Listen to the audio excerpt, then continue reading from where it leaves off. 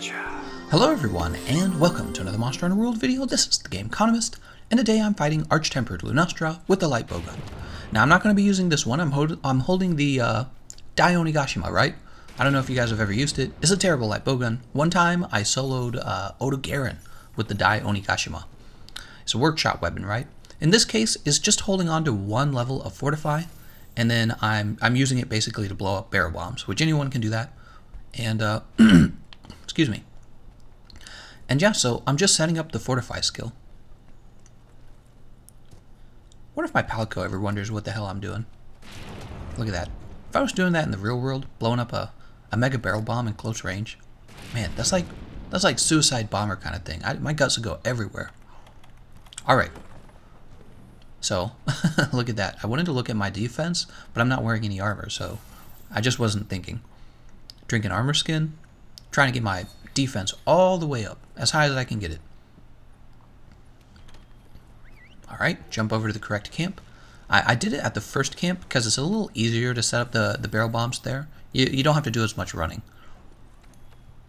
There's actually a range where you're allowed to set up mega barrel bombs. Okay, resetting my items there, and now I'm going to change over to the correct loadout.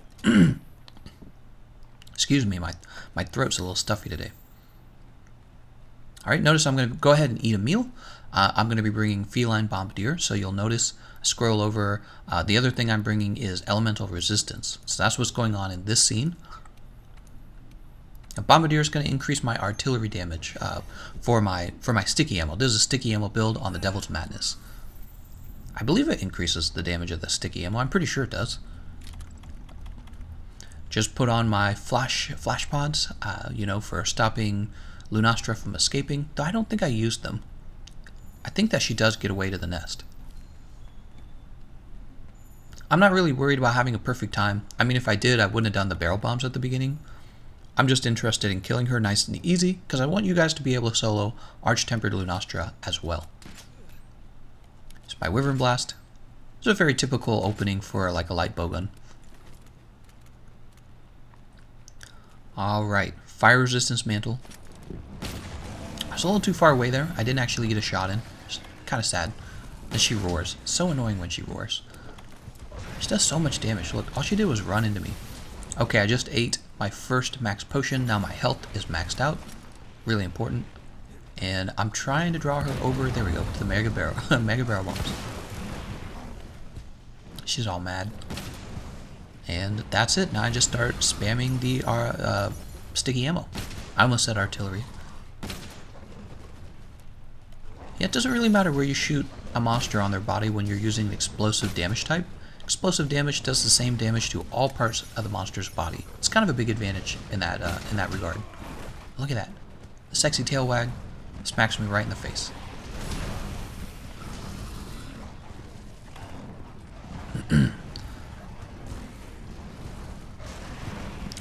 Notice how I dodged into her for that move. Yeah, I still have a lot of memory for fighting Teostra with the heavy bowgun when I did nothing but melee attacks, and some of her moves are very similar to his, and yeah, I feel like after doing that I had gotten so much better at fighting Teostra. Excuse me, my throat's really not cooperating today. Okay, so she's going into her supernova pretty early this time, and you have really two options. In my opinion, go with the max potion, or your other option, go with the Farcaster. If you use a Farcaster, you can jump out of the fight and go back to camp, and that's another way that you're going to save your butt. It's going to take a little longer than the max potion, because you got to run back. Alright, notice again, me running into her rather than away from her, because when you roll away from her, you're almost always going to be in range. Again, it's just that trick I learned when I was fighting Teostra. Sometimes it's safer to roll into the monster. I'm shooting her on the head. Yeah, that means she's going to go down pretty fast. I don't think she's been KO'd yet. Lunastra, like Teostra, she gets KO'd pretty fast. There she goes. If you have somebody on your team with the setup just like this, he's going to give you maybe like 3 KOs throughout the fight. It's really useful. 3 extra knockdowns. Especially on a team of 4, because then everybody gets to go wail on the monster, right? I mean, unless you got one longsword player who's knocking everyone away. Alright, she's down again.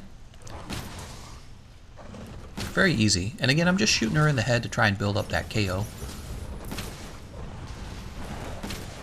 My fire resist mantle is about to run out. Oddly enough, you know, I did this earlier with the gun lance. I did it 5 times with the long shelling gun lance. What is that? King Gold Exploder? It's way easier with the gun lance. I thought it was going to be... See, I thought things were easier with the light bowgun because of the... You get the movement speed, you can dodge. It's actually easier with the gun lance, guys. So if you haven't seen that, go check that out. There's a build at the end of that video. There's a build at the end of this video. But yeah, if I was to compare the two runs, the other one was much easier. Just being able to guard all of her moves, you know, which is the whole point of having a shield. It's supposed to be easy to have a shield, right? She about to smack me. Oh no, she missed. Look at that damage from the Wyvern Blast. That's terrific. And there we go, we have another knockdown. Can't tell if that's a KO knockdown. Notice I'm shooting into the Wyvern Blast this time, because it's close enough to her head to blow up every time I shoot through it. So I'm getting double damage. I'm getting like 90 damage every time the bullet goes through the Wyvern Blast, and I think it does that 3 times. And then I'm getting the 80 damage from the actual shot. What is that, like 170 damage? It's pretty good, but only when I have Wyvern ammo. When the Wyvern ammo, not Wyvern, the Wyvern Blast. It's only when I have Wyvern Blast. So when the Wyvern Blast is recharged and I set one down at the right time, your damage goes up by a bit, but you only get that some of the time. Okay, Teostra's shown up. Luckily for me, I still have some of my temporal mantle left.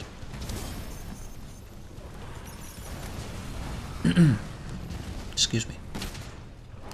Lunastra knocked down again from that sticky ammo. There's a lot of knockdowns. I'm just trying not to get eaten up by Teostra here.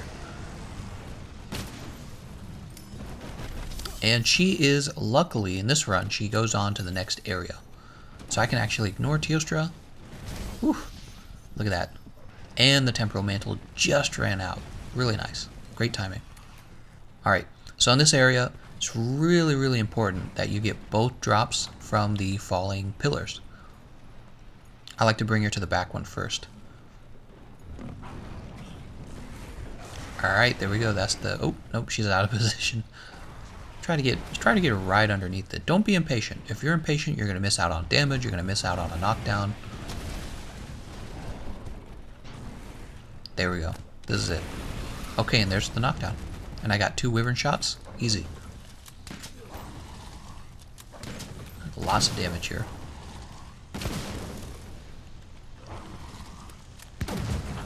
And I'm shooting her in the head. That's going to cause another knockdown. I don't know how soon. Probably have to get a few more shots on her. But that builds up the KO damage. There she goes. More shots to the head. And I still got another pillar, so I got to bring her over to that one. Look at that. So many knockdowns. It's crazy. Is that a KO? I can't tell. I'm using my editing software right now, so I get a very small screen. Whew. Roll out of the way of that jump. It's like you get just enough time to do that. Okay, time to bring her over to the other falling boulder, pillar, rock, whatever you want to call it. Here, Lunastra. It's like fishing. Oh, look at that. Teostra showed up again. God, he's annoying. It's because she's got that tail wag. He's after that booty. Okay, look, she's flying. That's the best time to use a pillar, by the way. Ooh, she's still going to be flying? Yeah, she's going to be flying. That's like a guaranteed knockdown if you get her under the pillar. Oh, and she's not flying anymore. Tempting to use it right there. Notice her tail's just under it, but look, she just moves around too much. See, that's why you got to be patient. You got to be patient. It's the only way. Oh, I remember this part. So what I'm actually trying to do, I'm trying to put her to sleep. Trying to put her to sleep under the pillar. That is my goal. I saw a speedrunner do this one time, and I wanted to try it for myself. What am I doing here? Oh, I got the fire resistance mantle. Okay, so pretty well protected once I have that on. So our scariest move is the supernova, right? Alright, and I only have sleep ammo level 1, which when you're fighting an arch-tempered monster, I guess there are like sleep threshold is really high, so it takes a billion shots to actually put him to sleep. She's standing perfectly under that pillar for me. Oh, come on. Look at me. I drank a mega potion there, probably because I was tired of using my max potions. Okay, there we go. She's under the pillar again. Time to put her to sleep. There she goes. So, notice I've also been holding on to my Wyvern Blast. There's the Mega Barrel Bomb. Here's the Wyvern Blast. Look, all three of them. Yeah, I've been holding on to them just because I wanted this moment. And now I'm going to shoot down the pillar. Boom. Tons of damage. And then the Mega Barrel Bombs and the Wyvern Blast. But really, that's what putting a monster to sleep is all about. It's not about going fast necessarily. It's just about skipping ahead in the fight. Think about her actual health bar. Probably just took out a huge chunk of it in one move. And I did that without really having to risk anything because she was immobile. Alright, and here's the point where I should have tried to flash her. But she's already getting away. I think I got confused is what happened. My sense of direction got messed up. Yeah, I was looking at the wrong exit. That's what happened. I should have just fired one anyways. Alright, so she's going to get all the way to the end. And grab us more blast nut there. That blast nut, that'll fill up your sticky ammo, okay? So pay attention to that. Drinking a cool drink. I'm so close to the ending, you know. I might as well do it right. I don't want to mess anything up. And then we got this long walk over to her. This is a real time waster. You do get another wake-up attack. That's nice, right? But still, it is a time waster. I still got some of that fire mantle left. Trying to get this done fast. Sticky ammo. Oh, right. I remember this as well. So, I'm like, well, I get my temporal mantle back in less than a minute. I might as well just chill out and wait for my temporal mantle. Again, I'm not really trying to get like the best speedrun time or anything. I'm just trying to finish her without really trying too hard. There we go. Got my temporal mantle. She's knocked over right away from the nice wake-up attack. Got another Wyvern Blast out. Tons and tons and tons of damage here. It's not top tier damage because you're using sticky ammo, but wake-up attacks, that's a good time to get all your damage in. When you're waking a monster up, that's when you get all your damage in. Got to be real close to the end at this point. Ooh, a lot of procs there from the spare shot skill. We're getting a new set for the Xeno'jiiva armor. That's exciting. That's going to make Devil Joe's one of the weapons. The Devil Joe light bowgun is one of the weapons that's really going to benefit from the new Xeno'jiiva gamma armor, if I'm saying that right. It has slice ammo and it has spread ammo, and the new Xeno'jiiva gamma armor is going to be beneficial for both of those things. So we might actually see the Devil Joe light bowgun become the best bowgun in the game again, beating out the light bowgun, the Empress Styx light bowgun, right? So right now, that's kind of the best light bowgun for slice ammo. Certainly it'll remain the best light bowgun for fighting Kulf Roth. There we go, she's defeated. But the Devil Joe light bowgun might be better for everything else in the end because of the new Xeno'jiiva armor that we're getting. Alright, and I'll go ahead and show my build, and then I'll go ahead and, again, the modifiers are triple reload. There we go, yeah, triple reload for the modifiers.